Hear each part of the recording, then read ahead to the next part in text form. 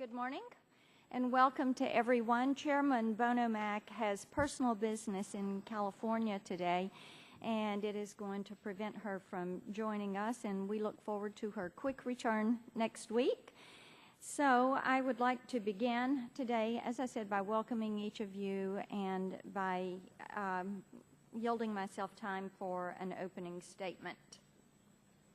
I do want to thank our expert witnesses for joining us as we examine vehicle safety provisions in the House and the Senate highway bills. We're honored to have our esteemed colleague, Congressman Lewis, with us for our first panel, Administrator Strickland. We welcome you. For our second panel, and several stakeholders whose industries and interests are central to today's hearing. The American people believe the auto industry can grow and prosper without diminishing our efforts to make our highways safer. These aren't mutually exclusive goals, and they don't need to be if we have the right approach. The history of the last 2 decades of highway safety demonstrates that industry-developed technology combined with federal oversight and enforcement by NHTSA has continually reduced the number of fatalities to near record lows as collective vehicle travel rates continue to increase. Transportation is fundamental to our everyday lives, and highway safety deserves our special attention. The safety of our roads is important, and it's in everyone's best interest. Interstate commerce, our economy, and families rely on the ability to travel safely in order to conduct business, earn a living, and carry out their daily activities. With safety always in the forefront of our minds, we ought to ensure our motor vehicle safety policies are framed in a way that ensures economic flexibility and efficiency for business, as well as regulatory caution and reduced uncertainty for the auto manufacturing industry. Regarding flexibility and efficiency, we know that America is a haven for innovators and that safety is something many consumers look for when purchasing a vehicle or traveling with a commercial bus or motor coach company. Accidents on our roadways are not only an immediate danger to the passengers involved, but also a major setback for industry, potentially harming a small business's productivity and safety reputation. It is in the industry's best interest to incorporate safety features into their vehicles and business models, and they have the expertise to understand that safety features work, how they will work, how they interact, and how quickly they can be implemented. We need to consider the best ways to incentivize safety, to be flexible and respectful of the processes that exist, to better understand what works best for safety for our economy and the transportation systems. Regarding caution and certainty, we must exercise prudence before assuming the federal government knows best. Simply placing more mandates and regulations on industry, especially without proven safety benefits, will not help us reach any of our shared goals for safe travel. Let's avoid regulatory whiplash by narrowly targeting our efforts on true harms. Determining proven ways to make the biggest impact in reducing crashes on our roads needs to take precedence. At the same time, we need to understand what tools and resources can be offered to improve transportation safety without growing the size of the federal government and place additional cost on consumers. Businesses need certainty, and employees deserve to know their jobs aren't at risk because of ill-conceived federal regulations. I look forward to hearing from each of our witnesses today about their views on the state of safety within their respective industries, how safety might be improved, and whether there is a role for the federal government to help those efforts. With the recent passage of the Senate Transportation Bill, I'm also interested to learn how provisions in the Commerce title of Map 21 will affect safety and any concerns our witnesses may have with the legislation as proposed. Thank you for your time, and I would like to recognize the ranking member, Mr. Butterfield, for his opening statement. Let me thank you, Madam Chairman. Let me thank the chairman of the subcommittee who's not here today, but thank her for her leadership on this subcommittee and thank her for her friendship. Let me also thank Congressman John Lewis for coming today. John Lewis is no stranger to any of us who serve in this Congress, and I want to thank him and welcome him to this subcommittee, as well as the administrator and other witnesses who are waiting to testify this morning. We have an 11 o'clock vote, I'm told, and so I'm going to try to expedite my statement and make sure that all of our witnesses can be heard. This committee has a long history of working together to advance vehicle safety, and I'm hopeful that we can continue to be a part of that history today. Deaths from vehicle incidents have declined significantly and are at their lowest point in 60 years. Those who are here today as witnesses should be proud of their role in making that happen. However, far too many Americans still lose loved ones when they are drivers or passengers of an automobile. It is our job today, in my opinion, to ensure that we continue to make progress in this area. And today we will discuss the Senate-passed Surface Transportation Bill, as well as the version of the Surface Transportation Bill reported to the House floor. Included in these measures are a number of provisions related to passenger and motor coach safety that fall under the jurisdiction of the Energy and Commerce Committee. Rising gas prices and the economic recession have forced some people away from traveling in cars, and instead some opt to travel by motor coach. And these large intercity buses transport large numbers of passengers over long distances with a less expensive price tag, but those buses often lack key safety features like seat belts, use of advanced glazing technology that makes windows stronger and therefore less likely to break and eject passengers in the event of a crash, and strong roofs to protect passengers from being crushed in a rollover. And these safety improvements can help keep passengers safer and ultimately save lives. I'm very pleased, again, that Congressman John Lewis from the great state of Georgia is here today to speak about his bill, H.R. 837, the Motor Coach Enhanced Safety Act of 2011, which was included as a part of the Senate Highway Bill. I strongly support Mr. Lewis's efforts and hope that Motor Coach Enhanced Safety Act will become law, either as a standalone bill or part of a larger legislative package. I recently authored an amendment to H.R. 7, which I'm hopeful can be supported on a bipartisan basis, dealing with odometer fraud at online auctions, and I'm pleased that the Senate bill included stiffer penalties for people who violate federal odometer reporting requirements. I hope that it will serve as a deterrent to those who defraud unsuspecting consumers to the tune of over $1 billion annually, according to a 2002 study. There are roughly 260 million motor vehicles on the road in the U.S. today. The safety and security of passengers traveling in those vehicles on American roads should be paramount to policymakers, regulators, and the auto industry alike. It is clear that auto manufacturers agree. They have demonstrated their commitment to safety by continuously innovating and creating new technological features such as anti-lock brakes and stability controls. I know we can work together to get those excellent safety features on all vehicles in a timely manner. Congressman Blackburn, I hope we can ultimately pass a long-term highway bill with strong safety provisions for both passenger vehicles as well as motor coaches so that the American roads are safer for all of us. I appreciate the witnesses being here today, and I look forward to their testimony. I yield back. The gentleman yields back. At this time, I recognize our full committee chairman, Mr. Upton, for 5 minutes to give his opening statement. Well, thank you, thank you, Madam Chair. And knowing that the votes have been moved up, I'm going to ask to insert my statement into the record to expedite the process. So thank you very much for your leadership.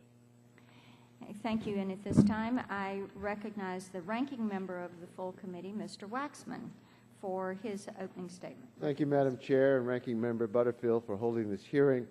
In the last Congress, our committee examined massive Toyota recalls and the government's slow response to sudden unintended acceleration.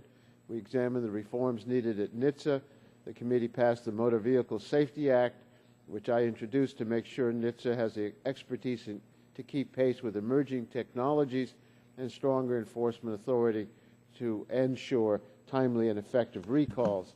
Many of the provisions of this bill are included in the bipartisan Senate Transportation Bill, and I'd like to thank Chairman Rockefeller and Pryor, the Senate sponsors of the provisions, for their leadership in moving this legislation forward. The Senate bill includes provisions to improve electronics expertise at NHTSA. It also mandates new safety standards to reduce the risk of sudden acceleration as well as standards for electronics systems performance. The bill includes measures to improve accountability with a higher cap on civil penalties and a requirement that auto safety officials certify the accuracy of information given to the agency. The bill has improvements in the area of transparency.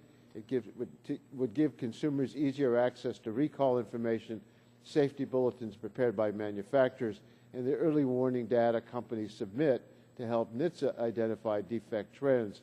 All of these provisions are similar to ones we considered in this committee last Congress, and they're all important safety measures.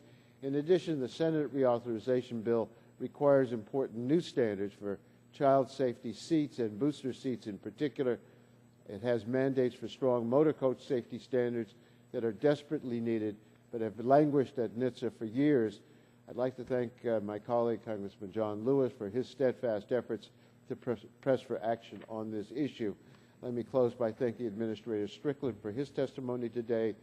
Your leadership, along with Secretary LaHood, has re-energized the agency. While we take great pride in the sustained decline in vehicle fatalities, we must continue to look for opportunities to save more lives.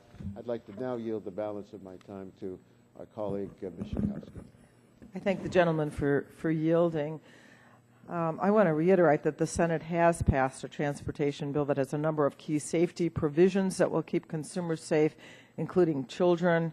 Mr. Waxman named some of them. I also wanted to highlight a study and potentially a rulemaking on systems that could warn drivers that a child remains in the back seat, as well as the child safety seat requirements. Unfortunately, the House transportation bill as drafted includes few safety measures and would actually repeal safety belt performance grants, the older driver safety program, and child safety and child booster seat incentive grants.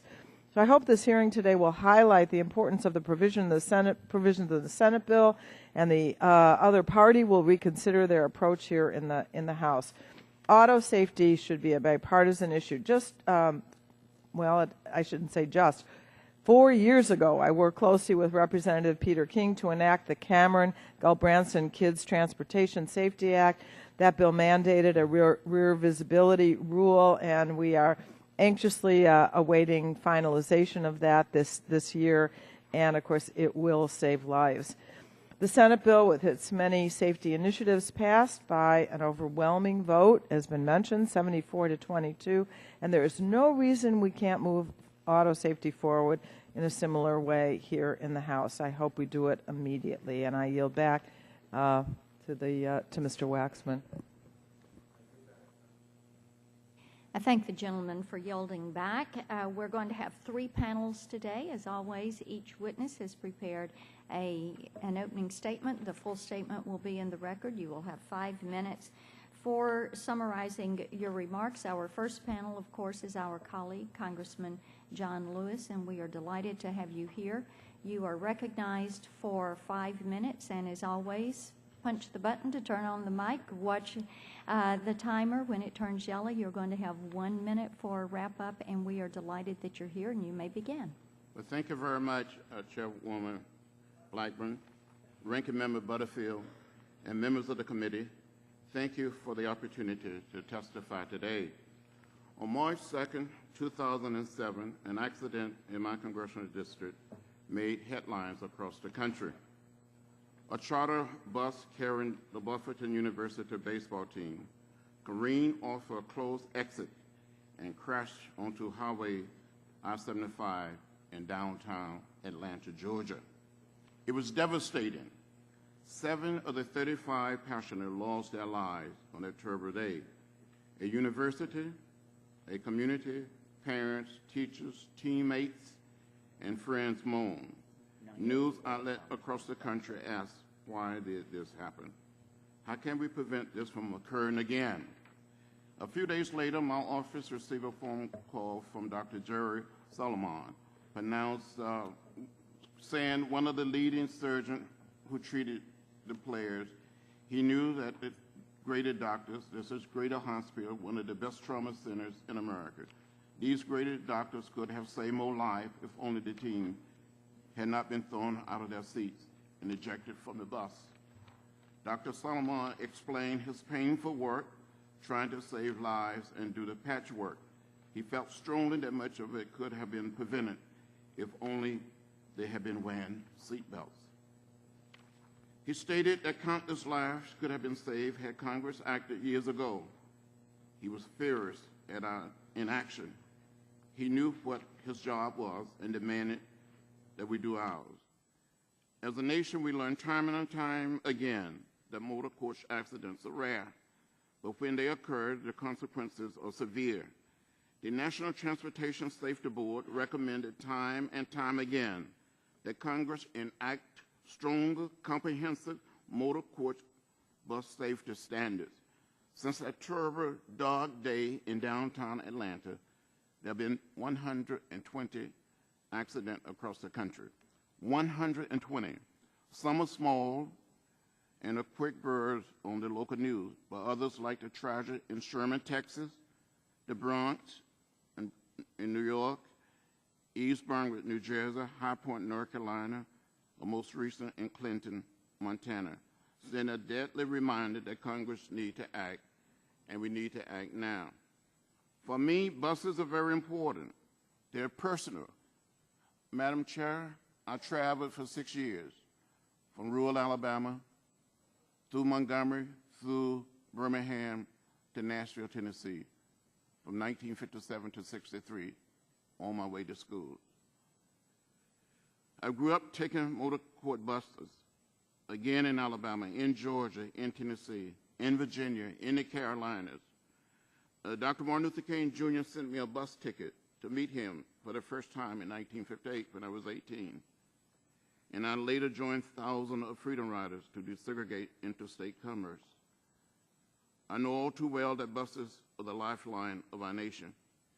It is a major means of transportation for all Americans, sporting teams, students, tourists in every corner of our country.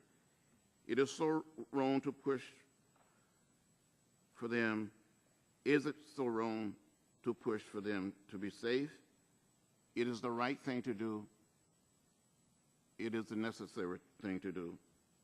For 5 years, we have had a bipartisan effort on this issue. Senators on both sides of the aisle have tried repeatedly to push this bill forward. Every time an accident occurs in their home states, their citizens like mine demand action, and we must act. I commend the Senate and for their inclusion of the Motor Coach Enhanced Safety Act in the Surface Transportation Reauthorization Bill. Recently, my good friend and colleague, Congressman Ted Pope from Texas, joined me in offering an amendment to H.R. 7 to ensure that the House bill include equal high motor coach standards. This is one of those issues where we just need to put partisan politics aside and get it done. The American people are demanding that we act. The motor coach industry had decades to make their fleet safe and safer, and time is up. Congress needs to act and act now, not tomorrow or next year, but now. I urge each of you to sit back and ask yourself why you can get on a bus and have access to wireless service and outlets, but not a seatbelt. It doesn't make sense. Your window is not crash-proof. The roof is not crush-resistant. Trust me. You do not want to be on the receiving end of a phone call from a doctor, a parent, a survivor, a child that lost that patient, a loved one, in a preventable motor coach accident. I hope and pray that any bill that this committee puts on the floor will send an unmistakable message that the United States House of Representatives, the body of the people, speaks in a clear voice for safety. Again, I thank you for the opportunity to testify this morning. Thank you again. Thank you, Mr. Lewis. We appreciate your testimony. I have no questions that I am going to ask, but at this time I'm going to yield to Mr. Butterfield, who does have one question he would like to ask for the record. Thank you. And thank you, Mr. Lewis, for your very powerful statement. I think it speaks volumes and clearly explains the issue that we have to deal with. But as you acknowledge, the Senate bill is somewhat different from the way you would like to see this handled. The Senate does not require a retrofitting of motor coaches, and your bill does. Would you be happy with the Senate version, or do you want to stay with the idea of requiring retrofitting? Well, no, I would love to see what is in our bill prevail, but I'm prepared to accept a compromise. I want action.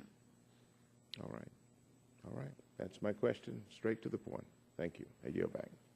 Thank the gentleman for yielding back. Is there anyone further seeking recognition for questions? Mr. Upton, Mr. Harper, Mr. Lance? No. Okay. Okay. We thank you, sir, for your time. Thank you, Madam Chair, and members of the committee. Thank you very much.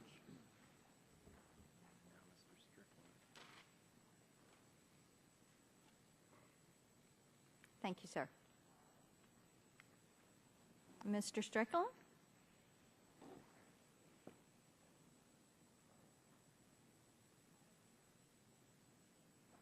For our second panel, we have the Honorable David Strickland, Administrator of the National Highway Transportation Safety Administration, NHTSA, as we love to call it. Good morning. We are pleased that you are here. You are recognized for 5 minutes, and as always, punch that button to get the mic on so that we can hear you, and watch the timer. When it moves to yellow, you will have 1 minute left for wrap-up, and at this point, you may begin. Thank you very much, Madam Chairman. Ranking Member Butterfield and members of the committee, it's always good to be back before Energy and Commerce. This is a fantastic opportunity for the men and women of the National Highway Traffic Safety Administration to have the opportunity to discuss the motor vehicle safety provisions in the Surface Transportation Reauthorization.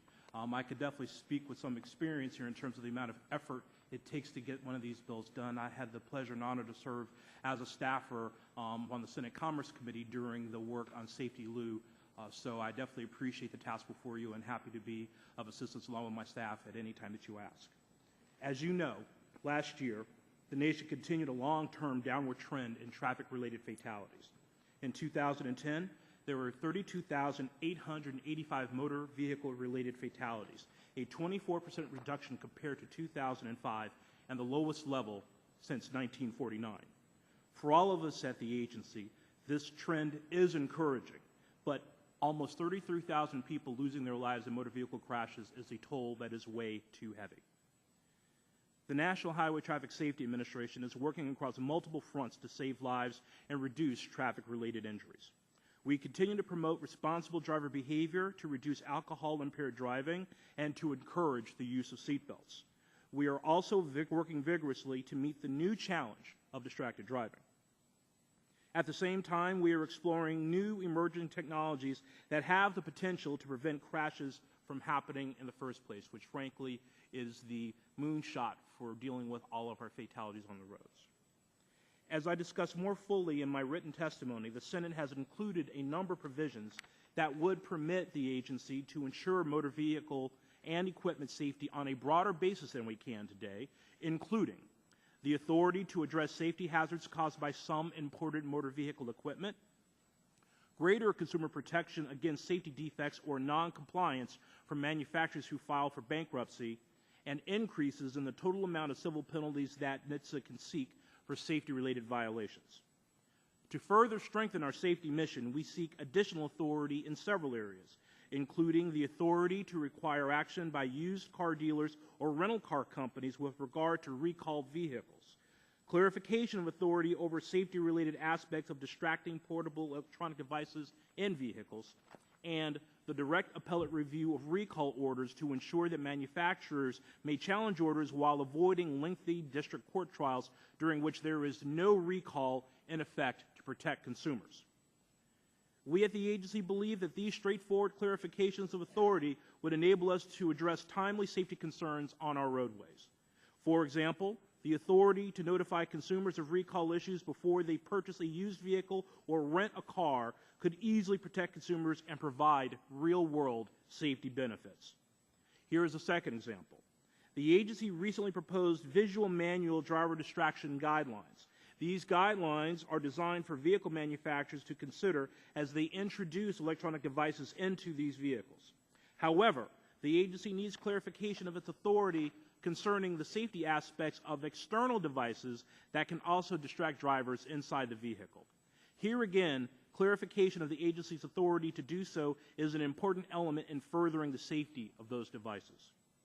Finally, the Senate bill includes numerous rulemaking provisions with some very short deadlines. I appreciate the inclusion of a provision that would allow an extension of a time frame when necessary with an explanation to the committees of jurisdiction. This will permit the agency to continue to prioritize its regulatory work based on available resources and the judgment of the likely safety benefits and costs. Thank you again, Madam Chairman, for this opportunity to testify before the committee today. I'm happy to answer any questions that all of you may have. Thank you, sir. We appreciate your time, and I tell you what, record pace getting through that opening statement, and we will try to reciprocate with our questions. I will yield myself 5 minutes to begin the questioning with you. I want to start, something was mentioned in opening statements about the safety belt grants. I want to just seek some clarification. Are you not looking to repeal those grants and then reprogram that money for other uses? That's correct. We'll happy to have the question more fully for the record, but right now it's the Section 406 grants under Safety Lieu, which is a primary belt grant which gives a very significant payment for states that have not passed the primary belt law for the first time, and it pulls that incentive. Therefore, the reason we're asking to reprogram these particular funds is that, frankly, the states that we feel that could be pulled in by this incentive have taken action. And at this point right now, we are having fairly significant resources that are not being expended, and we feel that we could repurpose these particular funds in a way that can further increase belt use, but not tying up the resources for some states that may not decide to go in that direction of primary belts. Okay, and that's action you already have in process. Yeah, actually, okay. No, we made technical assistance to the Senate in regards to this issue, and that's what they did. Oh, excellent. Okay, I want to ask you about Cass Sunstein's comments. Describing the guidance that is being given to federal agencies on the cumulative effects of regulations on industries. And how is NHTSA planning on complying with that new guidance? Thank you for the question, Madam Chairman. This is something that, frankly, internally that we have always done in coordination with all of our rules. We always have to take into consideration the cumulative effect of the work that we're doing. It is our goal to make sure that the rules that we promulgate maximize safety benefits while taking into account the possible costs. It does not serve into anyone's advantage to have redundant or unnecessary rules that do not apply or improve the prism of safety. So frankly, I think Administrator Sunstein's guidance is effectively what the agencies are already working under. That was a clear clarification of the particular guidance and intent, but in terms of our rulemaking operation, we already sort of take those elements into. So you have an active cost-benefit analysis. Absolutely. That is in place. Would that apply to the last fall's CAFE proposal and the pending review visibility rule, the visual manual guidelines for automakers, potential rulemakings on advanced vehicle communications such as vehicle-to-vehicle and vehicle-to-infrastructure? For CAFE, Madam Chairman, yes, it applies. Okay. For rear visibility, it applies. In regards to the visual manual guidelines, they are guidelines, they are not a rule, so therefore we did not have to take costs into effect. Okay. All right. And what about the vehicle communications? That will be, right now we're making an agency decision as to the vehicle-to-vehicle systems. We're making an agency decision by the end of this year, which may then enter into a rulemaking phase. When it does, prospectively, if the agency decides to move forward with the rule in regards to vehicle-to-vehicle communications, then, of course, the cost-benefit analysis guidance would then call into play in terms of our issuance of that rule. Okay. We've got a fragile recovery in the auto industry, if you will. And so as you look at rules and guidelines and mandates and requirements on the car makers, What are you doing there to make certain that you don't overreach and harm a recovery? That everything you're doing is you're going to look at that cost-benefit analysis? Madam Chairman, as you already referred, the cost-benefit analysis definitely asks us to weigh the cost and the benefits of our rules, thinking about numbers and factors. I mean, frankly, in some situations, depending on the rules, thousands of variables of factors in terms of cost and benefit, and including how it may impact potential consumers and the industry itself. So in terms of our evaluations, that has been our North Star in terms of our rulemaking effort. So in regards to CAFE, in regards to rear visibility, we've always taken very hard looks at the most two recent examples of how we look at costs and benefits and how they may impact the fleet. And so absolutely we take that into account very strongly every time we go into a rulemaking process.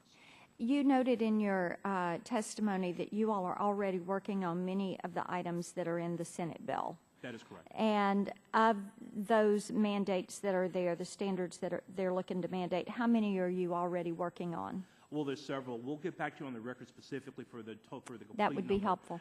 But we have, we've also definitely referred to our research and rulemaking priority plan, which we have posted on NHTSA.gov, which goes through the time frames and the process of where we are in all of our work. But there is a significant amount of work in motor coach and other places where we have undertaken work, and we're actually close to completion on some of those elements.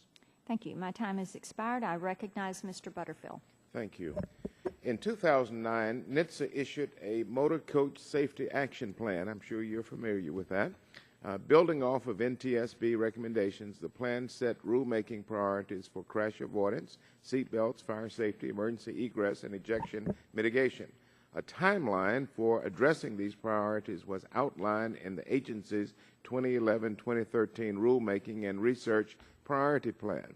In the past, NHTSA has often not met its rulemaking timelines. That is why Congress has felt the need to step in and impose deadlines.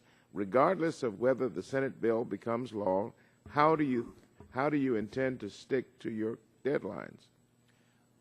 Ranking member, absolutely. I will have to say that all of these safety issues are so important, and the timeliness of them and the promulgation of these issues is the highest priority of the Secretary and myself.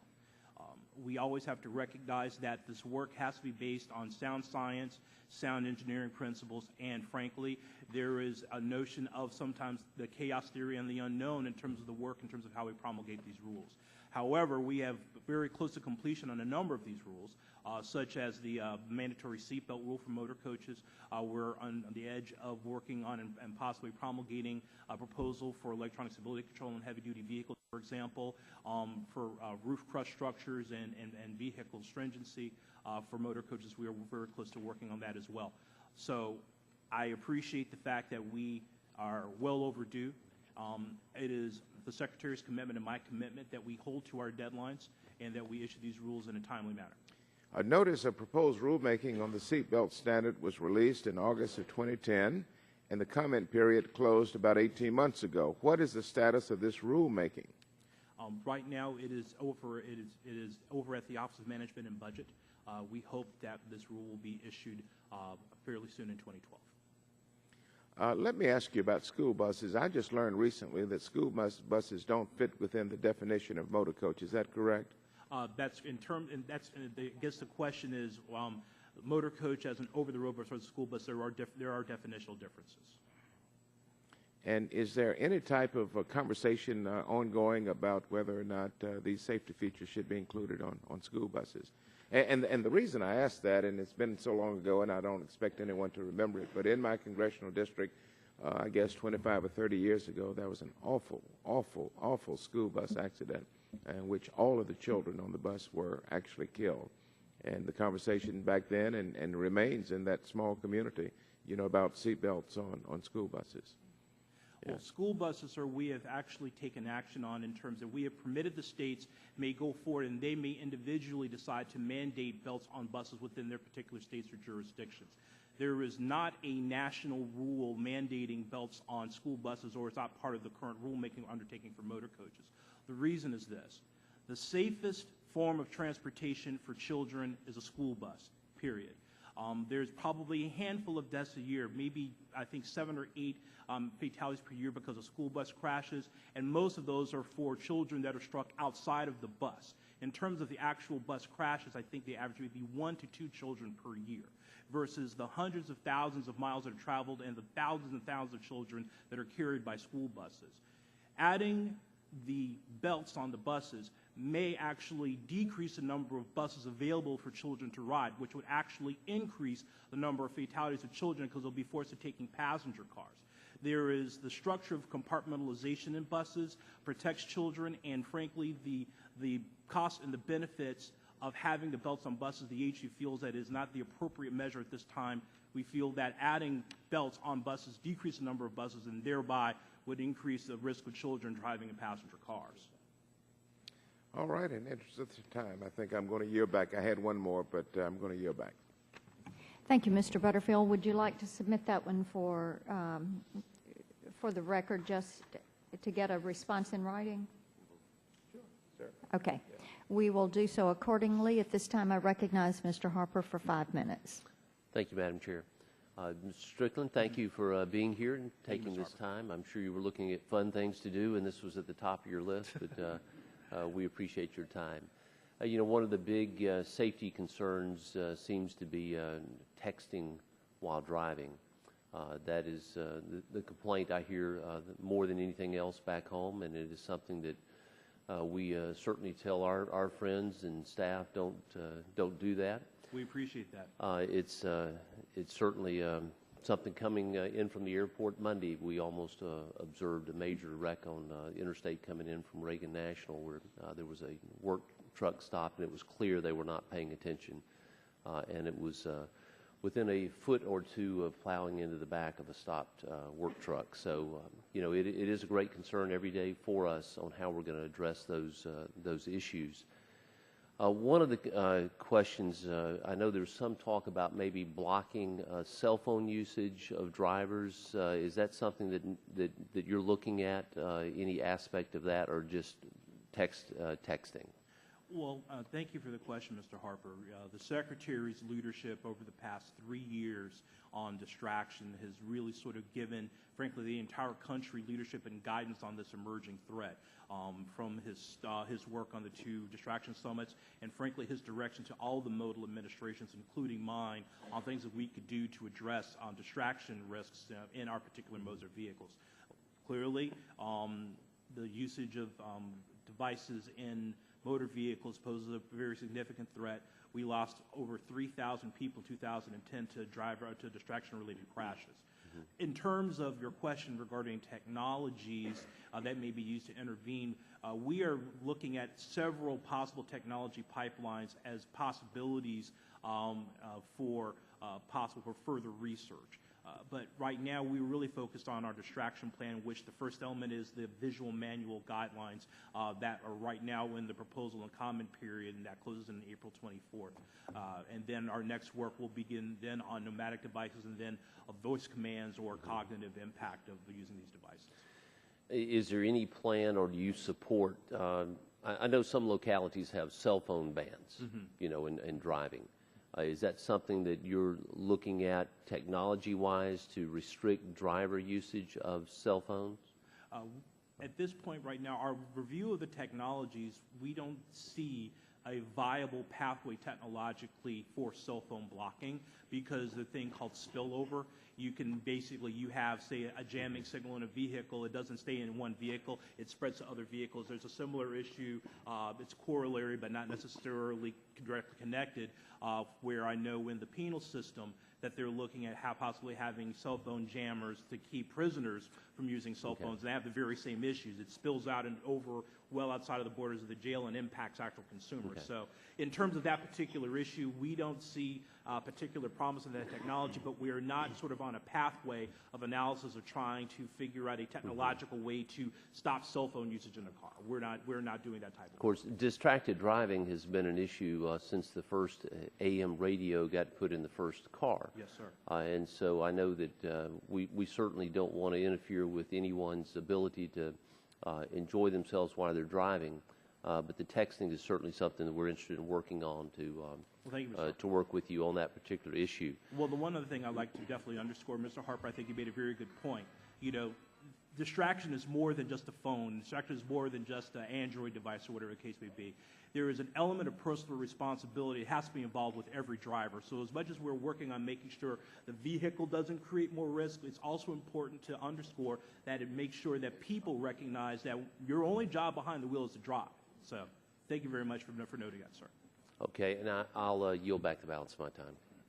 Thank the gentleman for yielding back. At this time, Ms. Schakowsky, you're recognized for 5 minutes. Thank you. I'll be very brief. I wanted to tell you, Mr. Strickland, that I got a very much appreciated call from the Secretary about the rulemaking on the rear visibility in vehicles, that the standard that I hope will come out.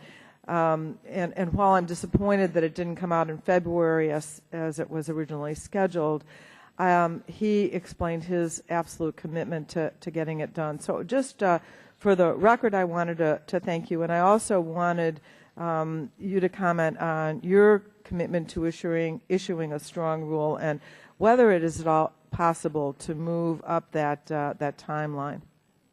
Ms. Schakowsky, I absolutely give the very same commitment the Secretary gave to you. As I've had the honor to work with you on this particular issue as a staffer, and I remember we're beginning work on this issue in 2003. I am very proud of a lot of the work that I was able to share and assist members on over the years, but I will say the Cameron-Branson Act is probably one of the highlights in terms of what I think is such a special rule, because it is about children's safety. So for that, we at the agency want to make sure that we get this rule right, and we want to make very special care to do that. But absolutely, we are laser focused on working through those issues and getting this and getting the rule promulgated as the Secretary issued the deadline. Thank you very much. About 2 children get killed every month, so the sooner the better, right? The other thing that you alluded to in your testimony, you briefly mentioned, under current law, there's a loophole that allows rental car companies to lease out vehicles that are under safety recall without making the repairs. I frankly was pretty startled to find that out. And in 2004, 2 sisters, Rachel and Jacqueline Hauk, were killed in a Chrysler PT Cruiser that was under recall for steering problems, yet rented out by Enterprise. The steering column malfunctioned, the car caught fire, and they veered into the path of an ongoing tractor trailer. Can't understand why there's any excuse for rental companies to loan out cars to individuals without making the necessary repairs, which manufacturers usually provide for free. So you touched on this issue and wanted to know what authority NHTSA has or needs to prevent these avoidable accidents. Ms. Schakowsky, the department provided technical assistance to the Senate in regards to this issue. You are absolutely right. Right now, rental car companies and used car companies have no obligation under law to fix a repair that has been issued under the Safety Act, which means you have unwitting and unsuspecting consumers that may be getting in vehicles that are not repaired and putting themselves at risk.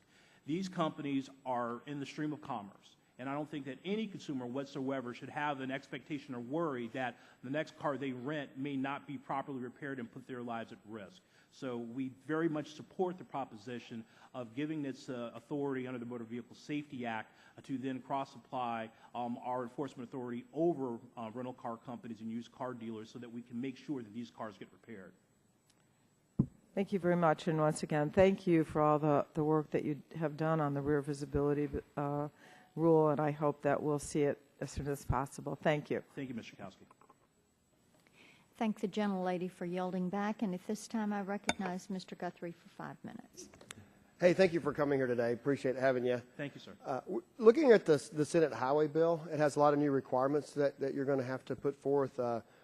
Some like the event device recorder, the black box, and the push button ignition standards. And it asks you to move forward on rulemaking in some areas that your group's still studying. So anyway, it puts a lot of mandates for you to do over the next course of the bill. And I guess my question is do you feel like that's going to overwhelm what you do? I I know you're probably not overstaffed, and are you going to have to pull people from one project? Contrary. You are over. You say you are? Oh no, quite the not overstaffing. Quite the contrary. Oh, I know you're not. We have a very active and vigorous fighting force of 600. Exactly, that's what I figured. So all these new mandates coming out, does it concern you and your ability to finish projects your own? You're going to have to move people from one project to another? Mr. Guthrie, we have a research and rulemaking priority plan which is based on data and risk. We work very hard to make sure that we allocate our resources in a way that we save the most lives in terms of the work that we do. Well, we recognize that in terms of our own analysis, there is clearly other issues that the Congress may ask us to take up, and we're more than willing and happy to do. But it has to be done in the context of recognizing that these have to be done within the context of the other rules that we're working on, which really do have a broad impact to save lives. And every additional rule does add more burden, and we definitely ask for, I guess, the ability to be able to adjust deadlines, with the Secretary notifying the committees of jurisdiction of the reasons why we had to make those particular moves. But we will say that the deadlines in the Senate bill are incredibly aggressive, and frankly, I don't think that as they're currently written, we would not be able to make those deadlines just by the very nature of regular rulemaking. We would make those deadlines. That's good to know, because I know your rulemaking process you sign by risk, as you just said, and so if the number one thing you're working on is the number one thing that's going to save lives, and as you move down, if all of a sudden you get these mandates from the outside, and of course it's within the purview of Congress to do so, but we need to understand that as we put new mandates on you, that if they were in your queue already, at the high part of your queue, they would be high risk, because that's what you're looking at. So we're going to ask you to pull people off other projects, it sounds like, if we pass the deadlines that the Senate put into place. We would ask to be able to work with the committees of jurisdiction on being able to establish timeframes to accomplish all the safety goals that they're asking. The things that are highlighted in the Senate bill are important. They are risks, but I want to make sure that we can sort of align our resources and our workload to be if we can best address the risk that affects most people. And one other question, I know there's a 2-year ban for somebody that works for your commission, safety, I guess, agency, to go work in the private industry when they're after. And I know there are a lot of people that are automotive engineers that have specific data skills or so forth, and you may want to hire them from a private industry, because I've been through proving grounds, test grounds, and so they're highly skilled people, highly educated people who do this for private industry, trying to make sure they have safety and security, because we know our automotive suppliers want to put out safe vehicles. But if you needed somebody with those kind of ability, and they knew that if they came work for you for some number of years or a brief period of time and couldn't go back, is that a problem in recruiting, I guess, is my question, and the 2-year ban, you think, is going to be an issue for you? Mr. Guthrie, the Obama administration holds our ethics obligations at the highest level in order. We believe that our guiding light should be making sure that we serve the American people in an honest and forthright way. However, we also believe that the ethics rules should be thought about and considered and applied in a federally consistent manner. I think one of the impacts that you highlighted is that when you single out a particular agency, whether it's ours, the National Highway Traffic Safety Administration, or others, you have unintended consequences. And we're more than happy to have a dialogue with the committee to discuss ways that we can work on. Because this doesn't ban them, I'm about out of time. This doesn't ban them from lobbying. This bans them from going back and working in a private industry, That's right? correct. In the field. So if you have highly technical vehicle engineers, and our automotive people have them, they have them working for them because they are in the business of putting out a safe product. And therefore, these people would really be banned for you to hire, because it would hurt their careers. And they're not talking about going back and trying to influence policy. They're going back and back and forth to making sure we have safe vehicles on the road. I'm familiar with industry, so I think that that's going to limit you in hiring those kind of people. Well, Mr. Guthrie, we are always mindful of trying to make sure we are blessed with some of the best automotive talent in the world that work for our agency. We are always mindful of the ability to be able to recruit and compete, good talent going forward, and anything that we could do to make sure that we have clearly the highest ethical standards that are federally consistent, and the ability to be able to actively compete not only with private industry to bring in the best talent, but frankly other agencies across government to bring in the best talent. It's always something that we would be happy to discuss with the committee and hopefully find a way forward. Thank you. Thank you very much. Thank the gentleman for yielding back. And I do not think we're going to do a second round. I just have two additional questions that I wanted to highlight with you and get your input. In the Senate bill, why didn't that include a reauthorization for your vehicle safety programs? I think it did your highway programs, but not your vehicle. Point of order, Madam Chairman. Are we going to do a second round or not do a second round? If you would like to do a second round, Well, we it can do appears a that you are second round. engaged in the second round, which is contrary to what I thought the agreement was. We can do a second round if everyone would like to. Well, I I'm just had trying to two get the further third. questions. I'm trying to get the third panel on cue here. Yes, sir. But We if- are too. Yes. Well, I thought we had an agreement. Apparently, we don't. Consider this a second round. We will do so. So what we would like to hear is why didn't the Senate bill include a reauthorization for those vehicle safety programs? Ms. Blackburn, I can't speak to the decision that the Senate made in terms of why they constructed the bill that they did. We provided technical assistance, and they made a decision not to include that particular provision. Okay, thank you. Did you have any input on that decision? We were asked, the Senate Commerce Committee and the other committees of jurisdiction of the Senate asks the agency for technical assistance. We provide direct technical assistance, Okay. but we're not involved in any policy decisions. That's great. And then does electronic stability control present different challenges for different types of vehicles, or is it simply a matter of installing the same technology that has already been developed for smaller vehicles? It's very different. There's so many different variables in establishing electronic stability control in heavy-duty vehicles. I presume that's what you're asking. Yes. And there is yaw stability, there's roll stability, there's a number of other elements, there's different testing protocols. It is a wildly different animal, which will take time for us to make sure that we get it right. Okay, so you're just seeking further time. Well, we are currently working on the proposal, but in terms of your question, which is, are light vehicles, electronic stability control, cross-applicable to heavy-duty? The answer is no, they're not. We have to undertake new work to do so. Okay. With that, that is the extent of the questions that we were seeking. Mr. Butterfield, I recognize you for a second round. All right. Thank you.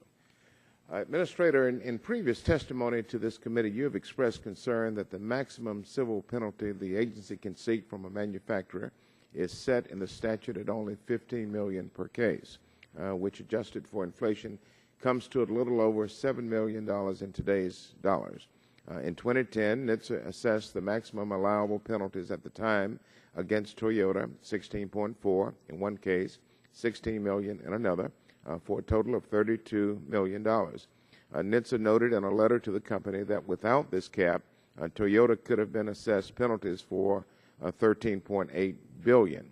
If Senate 1813 were to become law, there would be the potential for increased civil penalties up to $250 million per case. Question: how would increasing the civil penalties cap strengthen the agency's ability to enforce safety rules? How would it affect your interactions with the auto companies? Mr. Butterfield, we have the obligation and the duty to protect American safety regarding traffic crashes, and thereby we regulate some of the largest industries on planet Earth. And frankly, a maximum penalty of over $17 million is frankly a pittance to most of these, full-line vehicle manufacturers. For us to be able to have a higher deterrent value, being able to not have to go into an enforcement posture in the first place and therefore use resources and time for investigating, we feel that a more significant penalty would frankly create a greater incentive for manufacturers to comply with the rules without us having to expend more resources to investigate and enforce. We feel that it is high time that these particular penalties are reflective of the size of the industry, and therefore we gave technical assistance to the Senate, and we are happy that the Senate did include an increase in the provision, an increase in the civil penalty provision. Thank you. I yield back. Madam Chairman, I'd like to correct one thing for the record. My apologies. Your question you asked of me about motor coach belt safety. I apologize that actually the final rulemaking is within the Department of Transportation, has not gone over to OMB yet, but we have finished our particular work is right now in review within the department. I thank you for the correction. We will note it in the record. Thank you. At this time, I recognize Ms. Schakowsky passes. Mr. Strickland, we thank you. You're always generous with your time, and we thank you for coming before us today. And with there being no further questions from the panel, we would dismiss you and have a very brief recess while we set our third panel for the day. And again, we thank you for your generosity of time. Thank you, Madam Chairman. We look forward to working with the committee.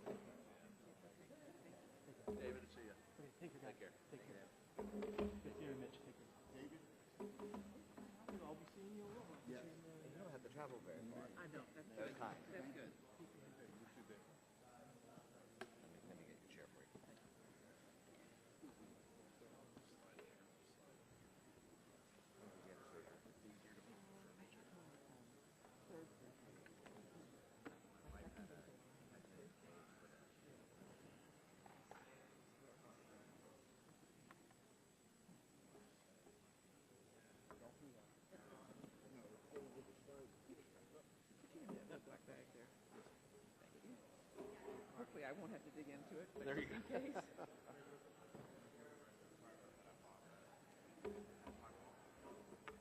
I don't mind.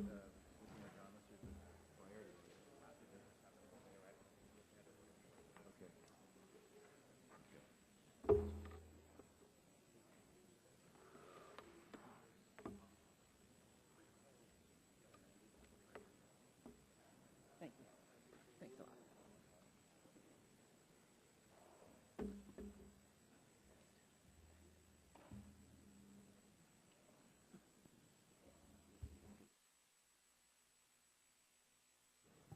No, I'm not. No.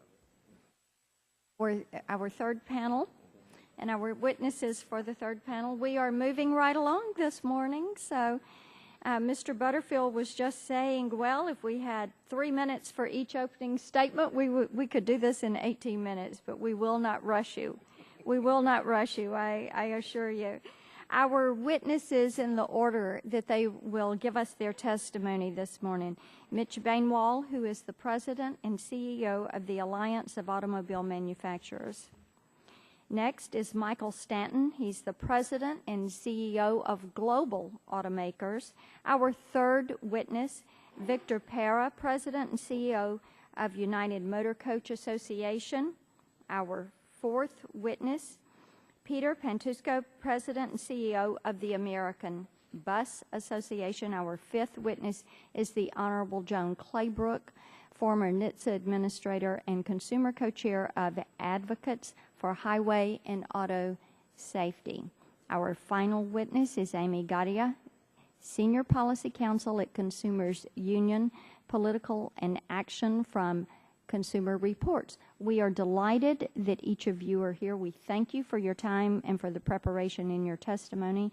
You are each going to be recognized for 5 minutes. I would remind you all, move the microphone toward you, touch the button to turn it on. When you see the light turn yellow on the timer, you have 1 minute to wrap up. Mr. Bainwall, you may begin. Chairman Blackburn, Mr. Butterfield, on behalf of 12 leading car companies, thank you for this opportunity to testify today. I'm Mitch Bainwall, President of the Alliance of Automobile Manufacturers. I represent 3 U.S.-based companies, as well as 9 iconic European and Japanese brands. Our companies sell 3 of 4 cars purchased in the U.S. I'm pleased to say that our industry is leading America out of recession. After a nearly catastrophic 2008 and 2009, car sales were up about 10% each of the last 2 years, with forecasts strong for 2012 as well. Domestic and foreign-based companies are adding shifts, plants, and jobs in the United States. Exports are rising again. BMWs from South Carolina, VWs from Tennessee, Toyotas from Kentucky, Mercedes from Alabama, and Detroit 3 products moving literally all over the globe. All told, 8 million Americans owe their employment to this sector, at least 10,000 employees in each of 47 states. So it's an honor to represent manufacturers who view safety in a very serious way and employ thousands of engineers who work every day to make the vehicle safer. and the results are striking. I think we're going to have a slide brought up. Perhaps not. There we go. Okay, as you can see from this slide, if a picture's worth 1,000 words, a trend line tells a pretty compelling story. What you have on the yellow line is the vehicles miles traveled, moving from roughly 500 billion miles to 3 trillion miles from 1950 to 2010. Then you have a line going in the inverse direction, and that's the fatality rate. So it's really a stunning success story. I don't mean to say that the job is done, but I think this slide as a predicate for today's hearing really does tell a very compelling story. And I'd say that the prognosis for future gains is outstanding. We're at the dawn of a new golden age in safety developments. Driver assist technologies that dramatically enhance crash avoidance are already in dealerships today. Technologies like blind spot alerts, lane departure warnings, autonomous braking, adaptive cruise control, and more. 2 weeks ago, I was in Sweden where I test drove a Volvo with city safety, and that's Volvo's technology that assists drivers with automatic braking in certain cases. The Insurance Institute for Highway Safety here took a snapshot of accidents with the Volvo XC60 equipped with this technology and found a 27% reduction in front-end collisions relative to similar vehicles. A 27% reduction. The implications for the safety of drivers and passengers, for insurance rates, for traffic flow, and for fuel economy is nothing short of profound. And that's just one technology. So the goal, as a matter of policy, must be to maximize the rate of innovation. Our review of the Senate reauthorization hinges on that concept. Do the provisions enhance the ability of automakers to invent and implement new technologies or not? Do the provisions help or hinder consumers to access these new technologies? With innovation in mind, we have 3 particular concerns with the Senate bill. First, Section 304 seeks to reverse existing NHTSA policy and recent court decisions regarding early warning reporting data. While transparency generally is a good idea, we agree with NHTSA and the courts that existing regulations strike the right balance between publicly available data and confidential business information. The early warning system was specifically designed so that NHTSA would benefit from the widest possible universe of information, but would also be responsible for screening the data to avoid precipitating premature and potentially misplaced panic among drivers, and that would stimulate costly and baseless litigation and inhibit innovation. Second, relating to Section 406, the Alliance supports equipping new vehicles with event data recorders, EDRs, with sufficient lead time to implement this technology for those few manufacturers who have not yet done so. Yet 406 both requires NHTSA to conduct a study on the privacy implications from expanding the scope of the EDRs and mandates a second rulemaking in a short time frame, regardless of the outcome of that study. Triggering a rulemaking without first concluding the study puts the cart before the horse. Congress and the public should have a clear understanding of the privacy implications as well as the cost consumers will absorb before the agency writes a new rule.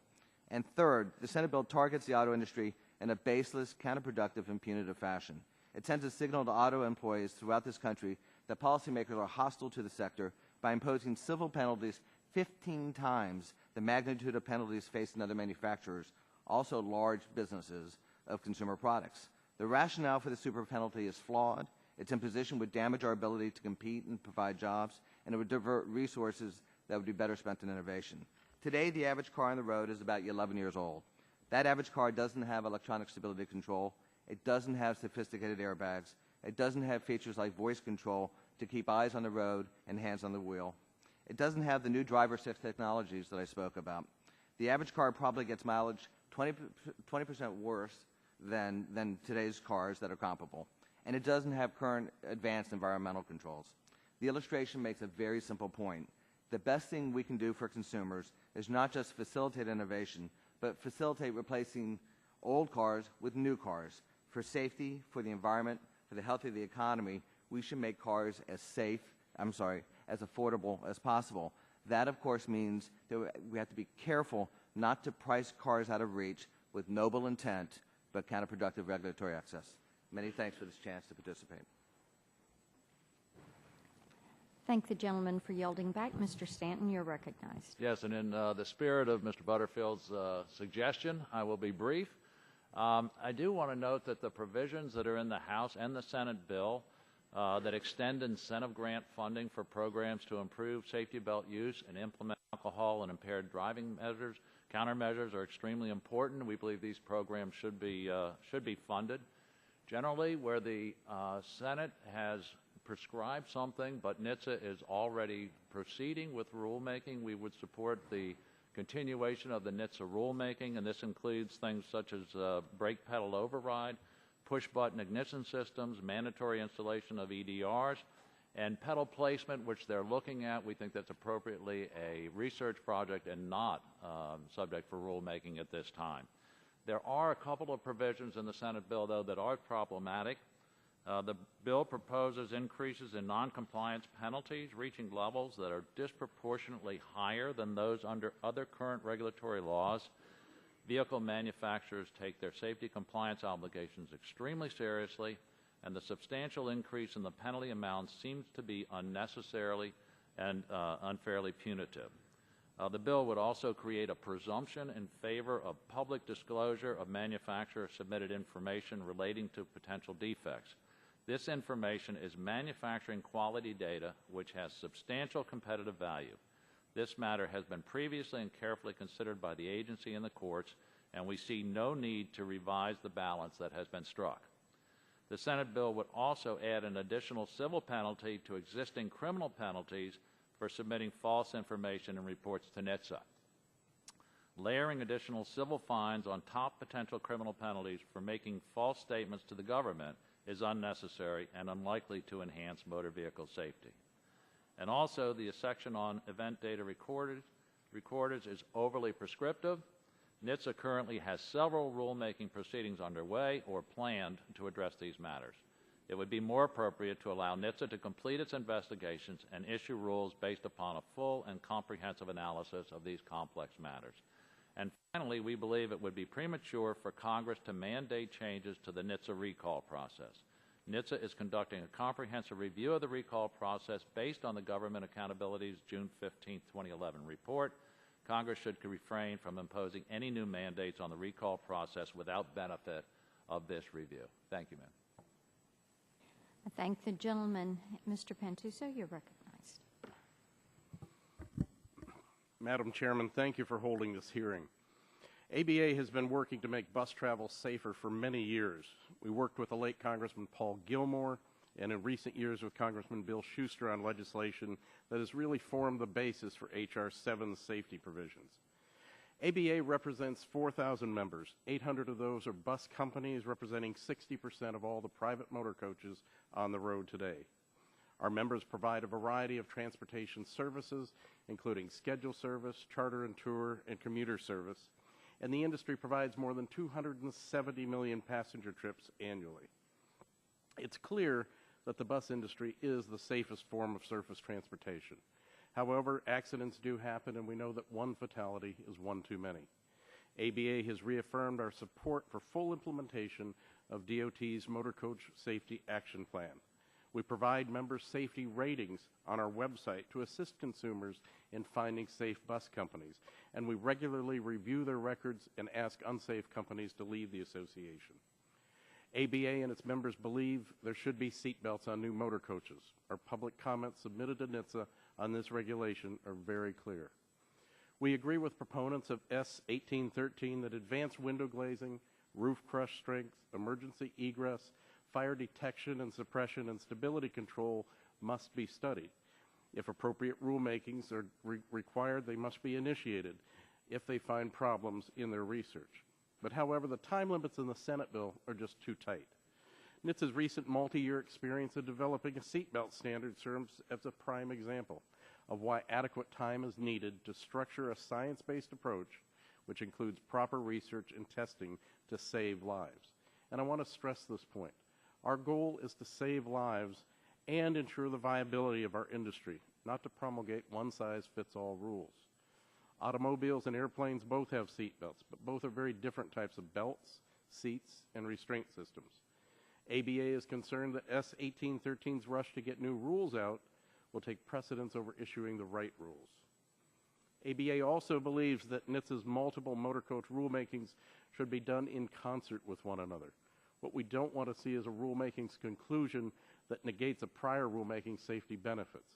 For example, if testing determines that to enhance vehicle performance in a rollover, windows should be strengthened or bonded to the coach as they are in Europe, that decision could impact adequate egress, since in the U.S., windows are part of the exit systems. But if the decision is made on windows and it's already been finalized, the agency would need to restart that rulemaking process.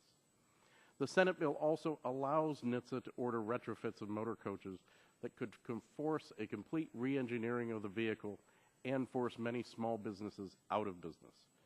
Operators can comply with requirements of attaching readily available equipment, but operators are very small business people.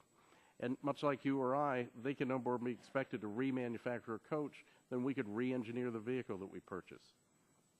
We feel that early adoption of new technology is also clear, and that tax credits, grants, and loans to small operators are key.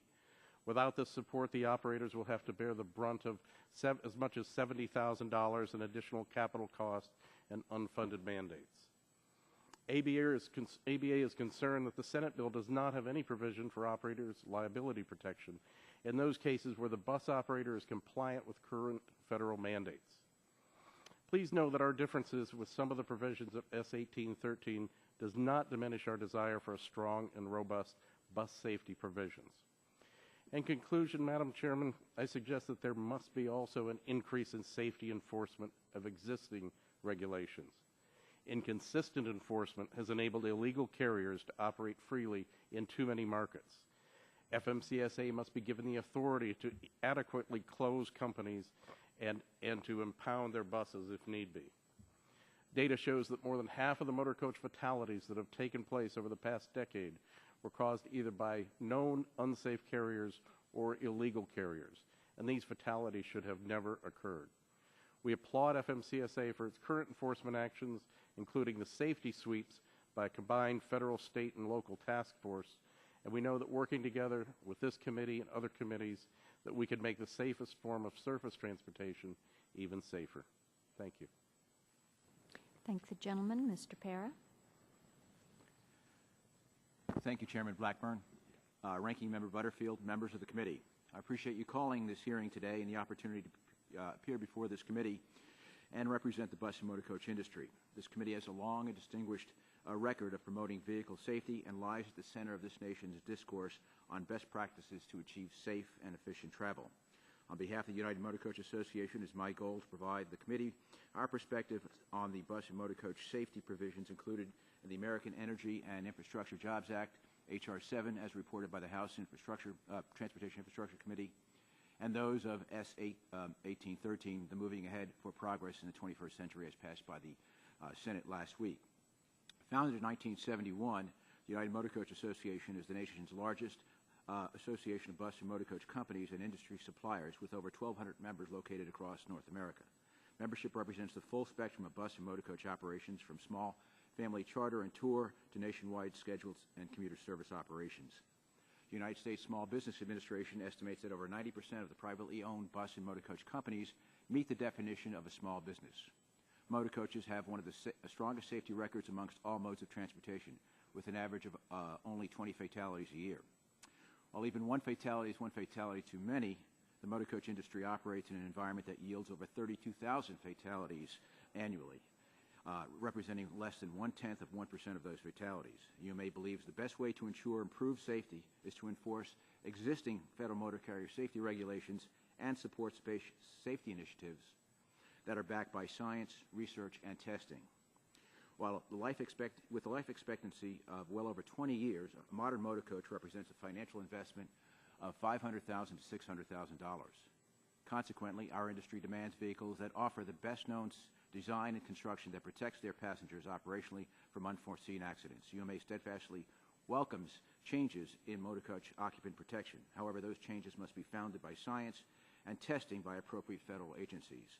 Any mode of transportation that provides 720 million passenger trips annually demands the best science and regulations our federal agencies can produce. We believe H.R. 7 provides the most rational and reasonable approach to enhance bus and motor coach safety. Most of its provisions were largely based on a bill authored by Congressman Bill Schuster, H.R. 1390, which we strongly support because it recognizes the complexities of motor coach engineering and operations, mandating that science must drive policy and not the reverse. H.R. 7 incorporates the longstanding recommendations of the National Transportation Safety Board and is consistent with the Secretary of Transportation's Motor Coach Safety Action Plan. Indeed, NHTSA is well on its way with crash tests that have resulted in proposed rulemaking requiring 3-point seatbelts for every passenger. UMA supports this proposed rulemaking. Furthermore, our industry manufacturers have been proactive in installing seatbelts. In fact, in a study that we did with our motor coach manufacturers, we learned that about 100%, in fact 100% of the motor coaches put in service in the last year included seatbelts. In contrast, UMA strongly opposes the bus and motor coach safety provisions included in S. 1813. We believe these safety provisions are an example of extreme government overreach and will not lead to increased motor coach safety. Many of its mandates are overlapping, unnecessary, and are currently already under research and testing by the federal agencies. Moreover, many of the mandates are simply unworkable within the time frames allotted. The motor coach tour and travel industry is an important economic engine in our country. It contributes nearly $112 billion in total economic activity in the United States. At a time when the motor coach industry is struggling to recover in this economy, this is not a time to impose unnecessary and excessive mandates on industry with an outstanding safety record. In conclusion, UMA believes that the contrast between the bus and motor coach safety provisions in the House bill and the Senate bill could not be more striking, and we appreciate this committee's focus on them. UMA stands ready to contribute to ongoing efforts to enhance safety of bus and motor coach operations. Thank you, Chairman Blackburn. Thank you, and Ms. Claybrook, you're recognized. Thank you very much, Madam Chairman and members of the subcommittee. My name is Joan Claybrook. I am here representing Advocates for Highway and Auto Safety, a coalition of consumer health, safety, and insurance companies. For the past 20 years, passage of a surface transportation bill under the leadership of both Republicans and Democrats has resulted in the adoption of some of the most significant advances in highway and auto safety that have literally saved thousands of lives, prevented millions of injuries, saved billions of dollars in health care and societal costs, and this year's bill should be no different. For these reasons, we want to move forward with this unfinished agenda that we have spelled out in our full statement. The Senate passed Transportation Bill S-1813, or MAP 21 as it's called, adopted with strong bipartisan support, includes many important vehicle safety protections for families, whether they're traveling by car or by inner-city motor coach.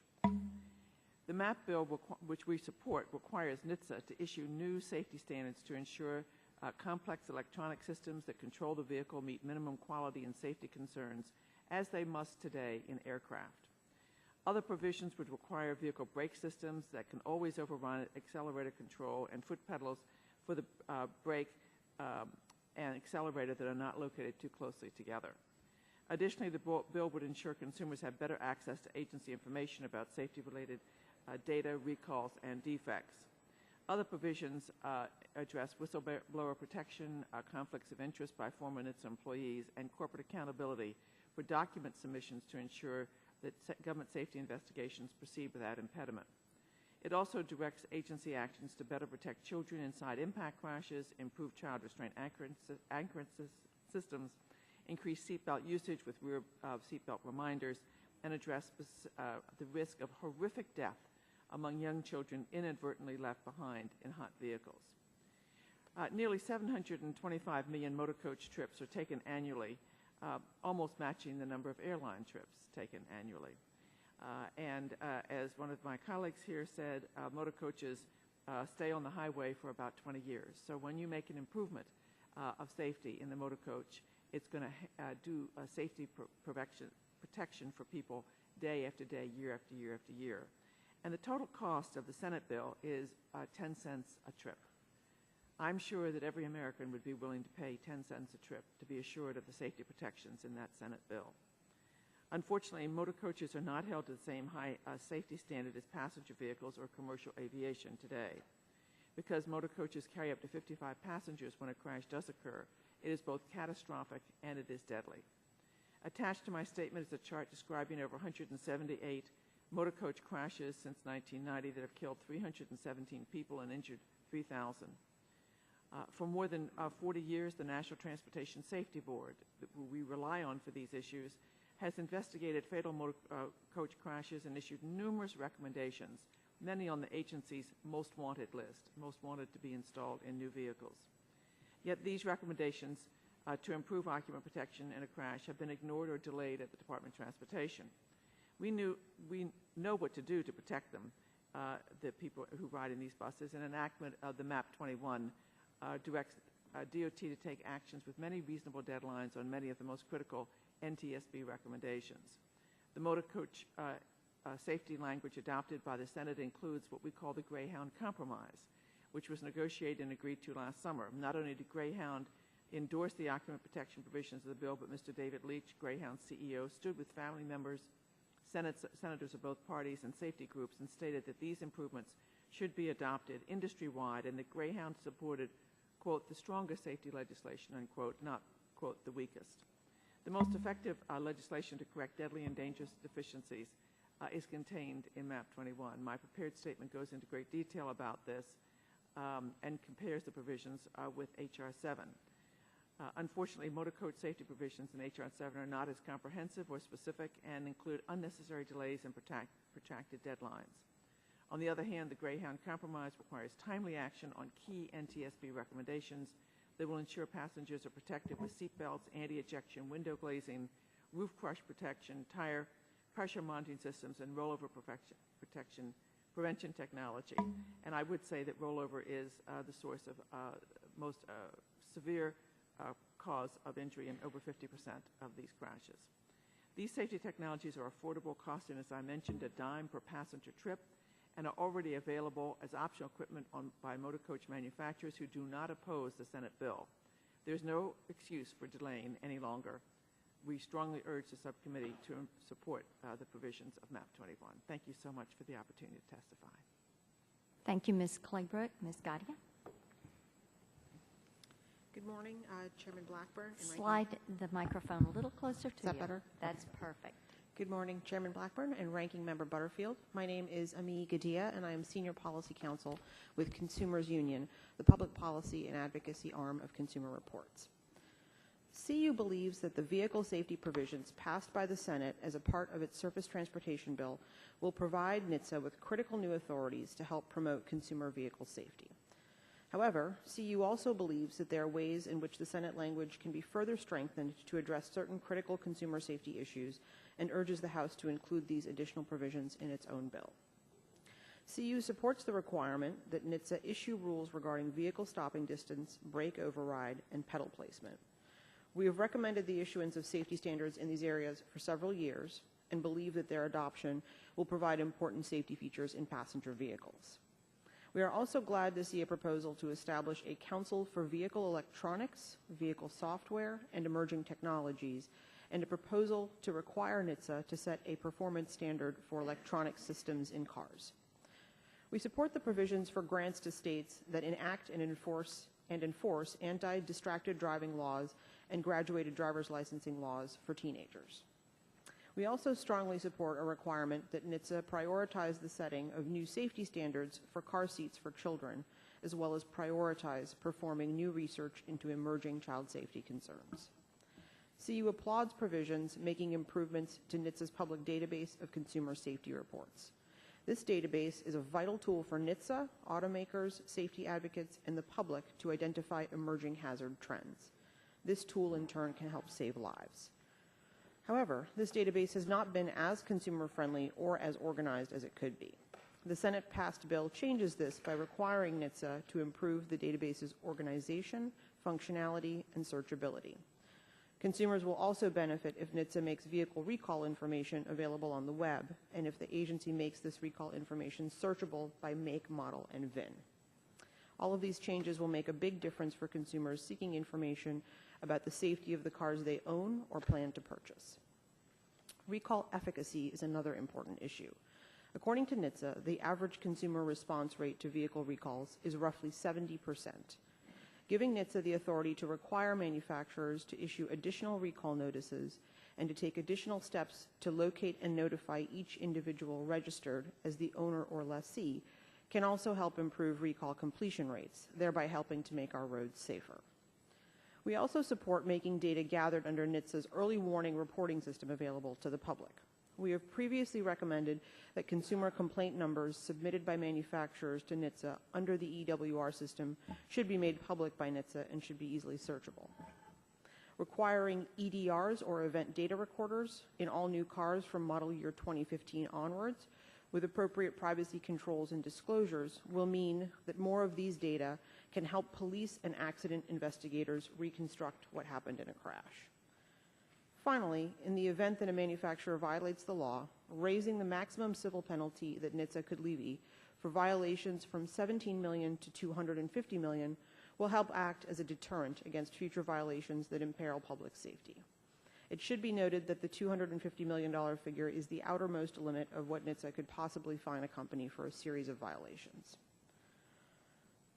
As noted, we are happy to see several of our recommendations in the Senate-passed bill, but there are additional elements that are missing that we urge the committee to take up as it considers surface transportation legislation. First, gear shifters should be designed so that a driver can quickly identify the neutral position and easily shift gears to regain control of a car in a panic situation. There are also additional improvements needed in the child safety seat standards that NHTSA administers. CU recommends that the agency revise FMVSS 225 to allow anchors and tethers to be used with car seats for children to at least 65 pounds or greater. We next urge the House to include in its legislation language requiring rental car companies to make any recall-related repairs before they rent cars to consumers. Regarding distracted driving, NHTSA is currently in the process of finalizing its in-car distraction guidelines for manufacturers. In order to ensure the widest application of these guidelines, CU recommends that the guidelines be incorporated into NHTSA's New Car Assessment Program, or NCAP. CU would also like to see vehicle roof strength and seat back strength requirements improved. Specifically, we would like to see a dynamic rollover test, not simply a static roof crush test, as is currently the case.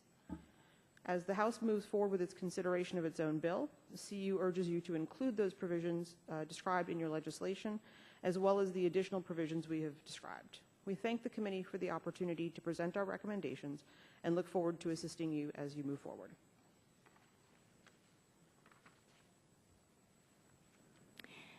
Thank you for your testimony. At this time, we are going to recess to go vote. We've got just under 2 minutes left on the clock to cast our vote. What we're going to try to do is cast the vote and come back during the recommittal.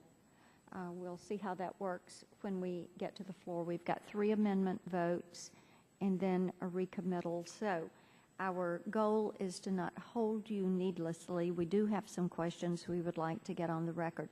But at this time, we will consider the committee in recess.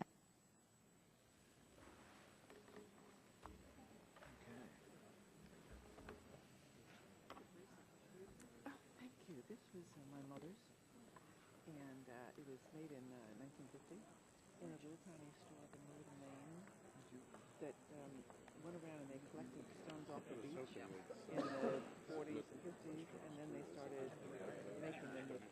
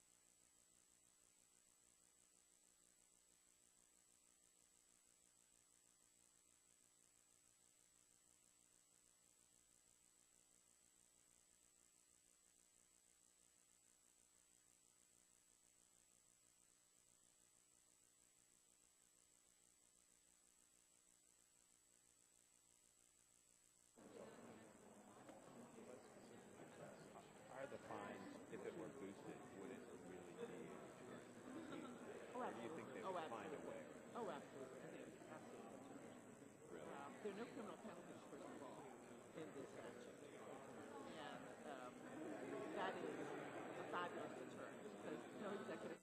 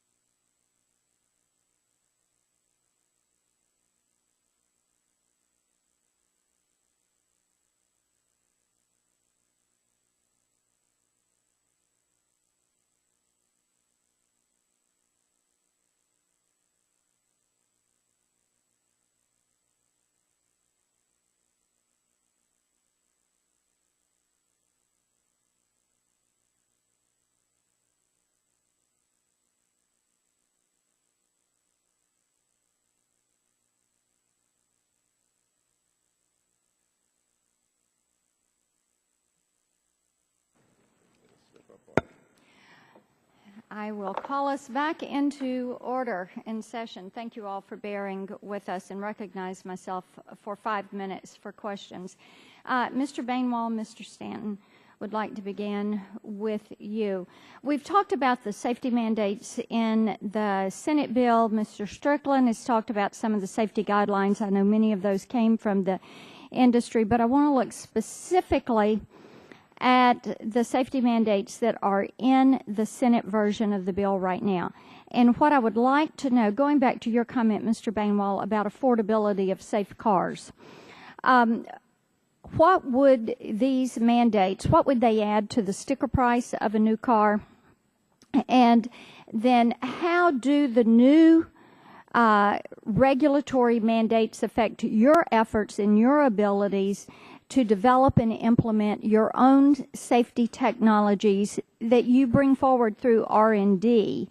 And then the third component of this, since we're looking at the average age of a car on the road right now being 10.5 years, do you have concerns regarding the increasing cost and affordability of cars, and whether that puts the price of safety beyond the means of many Americans in this economy? So, Mr. Bainwall and then Mr. Stanton. There's a lot to that, but let me try to unpack it a bit. I do think the critical thing here is making sure that we can trigger the replacement process. Mandates that build the cost of a vehicle that make it unaffordable means that we're not realizing the objective, which is to save lives. And so I think everybody at the table has a common objective, and that is, how do you maximize the savings of life? And for us, that means a prudent, data-driven process where you make priorities and you determine where you get the most bang for the buck, and you do the research to make sure that there's no unintended consequences, and that it's efficacious, and that there will be a consumer a demand for it. What that really means, in short, is that from a practical perspective, we think NHTSA's plan is a pretty good one, and we think that the notion of adding political regulatory earmarks, which is basically what the Senate's done, is not a great idea, because it interferes with the ability to execute the NHTSA plan. It does raise costs. We can't really project what the cost would be because we don't know how they would define the mandate. But it does raise costs, it does confuse the mission, and I don't think it leads to an outcome that we all prefer, which is safer cars. Thank you, Mr. Stanton. Yeah, I put it in a little bit bigger context. As you know, that we have are on the chart to hit 54.5 miles per gallon by 2025, and the cost increase that the government estimated just to go to 2016 was be about $1,000 per car, and from 2017 to 2025 about another $2,000. And I just testified before the National Academy of Sciences, and they're looking at standards from 2020 to 2030 and where we're going. And I think we're working with the administration on fuel cell vehicles and EVs, and California wants 15.4% of their vehicles to be electric vehicles or fuel cell vehicles by 2025. So there's costs that are involved in that, and then when you add the safety requirements, and our organization and all of our members are really about enhancing vehicle safety. We've been working with NHTSA on all of the rulemakings. We, as my testimony I hope conveyed, is that we don't want fruitless requirements or redundant requirements, but the affordability at the end of the day, we're doing okay. When 2009 was a really bad year, 10 was a little bit better, 11 and 12, we're looking now maybe at 13.5 million units, and that's good for the industry, but we need to keep the affordability of the vehicles. The affordability has to be there, or we will not accomplish our fuel efficiency goals or our safety goals. So it's a big concern. And as we go through it, we work with our member companies and we work with the regulators to make sure that we get the best value for the buck. Thank you. And I only have 27 seconds left, but at this time, Mr. Butterfield, I'm going to yield to you for questions. Thank you. Motor coach ridership is up, and yet motor coaches are not being held to the same safety standards as passenger vehicles. H.R. 7 does not require bus manufacturers to comply with key safety requirements for 6 years after enactment, and operators are not required to fully adopt the new buses for 18 years. Ms. Claybrook, is that correct or incorrect? That is correct. The 18-year provision is for retroactivity. The 6 years is for the new buses. And what's your take on all of this? Well, my take is that the National Transportation Safety Board for 40 years has been telling both the Department of Transportation and the bus industry to improve their bus safety.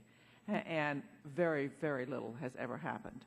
And I don't think it's going to happen unless you have these mandates. The compromise that the consumer groups and the families of the victims had with in the Senate bill were very reasonable. It was signed off on by the Greyhound Corporation, the CEO personally, said it was totally feasible. And we think that the Senate bill then, with that compromise in it, is perfect.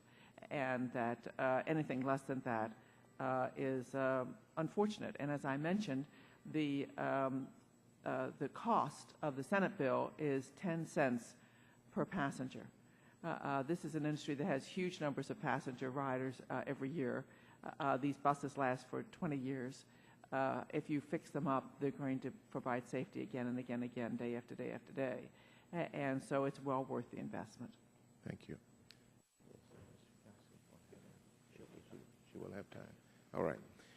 Number two, a number of the provisions in the Senate bill were based on technical assistance provided by NHTSA. Administrator Strickland's testimony mentioned one such provision giving NHTSA new authority to address hazards caused by vehicles or equipment imported by an entity other than the original manufacturer. Ms. Gadia, and I may be mispronouncing that, do you believe it is important for NHTSA to be able to work with Homeland Security to take action against imported vehicles or vehicle equipment that may be hazardous? What types of limitations are we currently facing in ensuring that imported goods do not violate consumer protection laws? Yes, I think that is an important addition in the Senate legislation. Obviously, you've got concerns, and consumers would like to know that the vehicles that they're driving, whether domestically produced or foreign imports, are meeting all the safety requirements. What I do understand also is that in the Senate legislation, that particular section regarding import safety makes the provision that if a car due to be imported is subject to a recall and that recall repair is made, that there's no longer any kind of holdup. So we think that's an appropriate consumer protection. All right. I'm going to yield back. Mr. Butterfield yields back. Ms. Schakowsky for 5 minutes. Thank you. Mr. Bainwall, I wanted to ask you a question, but let me just first say that I think, I hope all of us are happy that the automobile industry is doing well. I was one of those proud to support for the industry, and glad to see the industry back on its feet, big time. At the end of your testimony, you said safer, but you really meant affordable. Had to correct yourself. I think consumers don't want to have to choose, particularly. But you said in your testimony, I'm going to quote, "As a nation, we can better utilize the full benefits of vehicle safety technologies when we get vehicle occupants properly restrained and drunk drivers off the road while safety belt usage is increasing. Only half of vehicle occupants killed in crashes, over half of vehicle occupants killed in crashes are not restrained by safety belts or child safety seats," unquote. And then on page 7 of your testimony, you state that Section 31503 of the Senate bill, which would require a rear seat belt reminder system, should be deleted. You know, I find that really contradictory and hypocritical, frankly. Would you respond? Sure, I'd be delighted to. It is true, and you can slice the data a number of different ways, but it's definitely true that of the 33,000 fatalities, that a huge proportion of those come from either drunk driving or folks who are not seatbelted or some combination. And so to pin the exact number, it's a little tough because you have both causalities. So point one is dealing with both of those behavioral questions is probably the best thing we can possibly do to Okay, improve. you agree, I have very limited time. well, Okay, so we agree on that. I'm trying to be responsive. So the best thing we can do is deal with these behavioral problems. Okay. The seatbelt issue to which you refer Mhm. is a element of that issue, but it's really not the same issue. We're talking about latches, I believe, are you talking about the latches? Or No, are you I'm talking about the rear seatbelt warnings. Yes. Okay. As I understand, the rear seatbelt warnings are not part of the NHTSA rulemaking plan, one. Ms. Claybrook, would you comment on that? There's no reason if you have belt reminders in the front seat not to have them in the back seat. In the Belt back seat, you reminders. have children primarily who are riding. I don't understand why the industry is behaving this way. In fact, No, you're done. I'm asking Ms. Claybrook now. in fact, the belt reminders have really worked, and we should protect the most precious cargo in the vehicle, and that's our children. Let me ask you another question. Isn't it true that auto industry initially resisted seatbelts altogether, airbags, and now market the safety of vehicles that they produce as something good? So is a market-driven approach to safety the way to go? No. Well, market only, you mean? No. Yeah. You have to require them because the industry has been a reluctant partner in safety forever. And when you have the clarity of a statutory requirement, it's wonderful for the industry in many ways. They stop fussing and fuming, and they get around to doing the engineering. And that's what we really want, is for them to have a clear mandate that gives them a deadline, and then they know they have to do it, and they stop trying to use their lawyers, and they start using their engineers. Great. Let me get to the latch, and I wanted to ask Ms. Gadja, and good luck on your new addition to the family. Thank you. The safety of child restraint systems has come a long way, there's no question, and many parents now use the latch system to install car seats, but the latch system's approved weight limits are lower than the weight limit on many car seats that are being installed using latch. The Senate bill has provisions suggesting the use of larger car seats and older and heavier children using them. I wonder if you could speak on the importance of these efforts, and do you think that most parents know that their car seats may need to be reinstalled as their child ages? The provisions in the Senate bill are absolutely critical, and we appreciate that. We appreciate the Senate provisions and what they do require NHTSA to do with regards to child safety seats. What's also critical is making sure that NHTSA is exploring a dynamic side impact test with regards to child safety seats. But I think you're absolutely right that consumers are not aware with the compatibility of those latch anchors, those latch tethers, which are so important for safety with car seats. And that's something that is partially addressed by the Senate bill, but we'd also like to see NHTSA further address. I want to thank our witnesses for being with us today and to remind our members that there are 10 days to submit questions. I know many of us have additional questions. I know that some of you have additional comments that you would like to submit for the record. So we will have that 10 days, but in order to keep from holding you here through a new series of votes, we are going to complete our work. And I'm going to ask unanimous consent to include in the hearing record the statement of Representative Bill Schuster and statements from the following organizations, all of which we have shared in advance with the minority: the Rubber Manufacturers Association, the Motor and Equipment Manufacturers Association, Durrell Juvenile Group, Anchor Trailways and Tours, National Automobile Dealers Association, Owner-Operator Independent Drivers Association. So ordered. We again thank you. We look forward to continuing a hearing next week. We're going to be looking at some of the privacy issues that are in front of us. Your patience has been appreciated, and we appreciate the information you brought to us. Hearing is adjourned.